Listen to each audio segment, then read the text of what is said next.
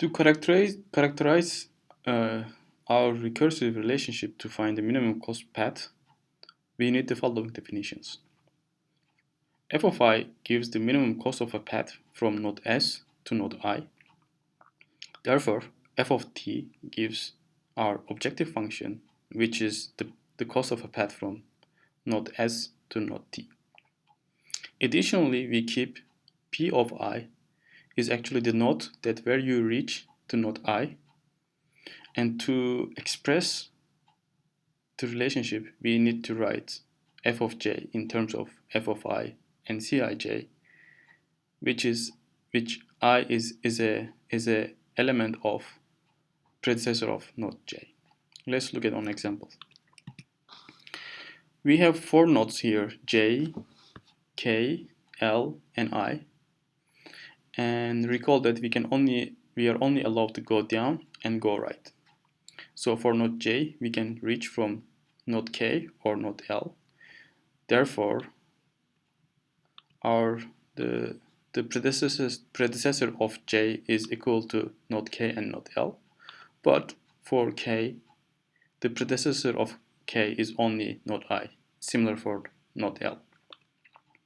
To express f of j, we are looking where we can reach to node j, which are node k and node l, and I am summing their minimum cost to reaching them plus the cost of the arc between k and j or l and j, and I choose the minimum of it to find f of j. PLJ, however, is keeping the node that you reach from. So if the minimum of this function is through k, then pj is equal to k. If it's other way around, then is l. Let's go more concrete example. Now we have a graph with nodes denoted by either red or black color, and arcs, and the arc costs are denoted by blue colors. Now we have to fill this table to find the shortest path between S and T. And in this table, i's are showing our nodes, and f of I is, we already defined, is the minimum cost from S to specified node, and p of I where I reach the specified node.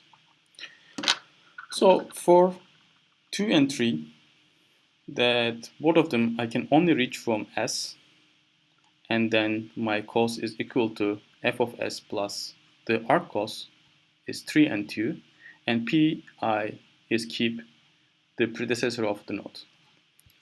So if I do one more iteration that I can find f of 5 and f of 4.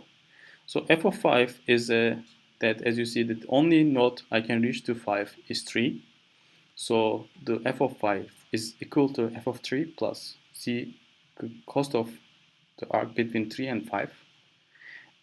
But however, f of 4 that I can reach from 2 and 3, so the cost is the minimum of the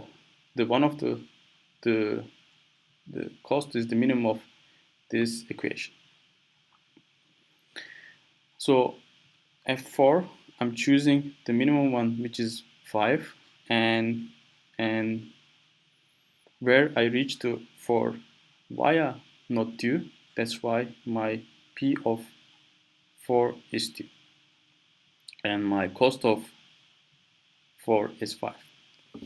So if you follow this fashion, we can fill the whole table, and we now reach our solution. So f of t gives the shortest path, the cost of shortest path, which is a 10. And if you backtrack p of I, we can reach which is the shortest path or minimum cost path. Like, so p of t is 9. That means that I came to node 9 from node 9. And when I look at the node 9, I can see that where I reach to node 9, which is 6. And when I look at the 6, I can see that's 4. And 4 is 2, and 2 is S. So when you reach the the S, that you know that this is the shortest path is S, 2, 4, 6, 9, and T.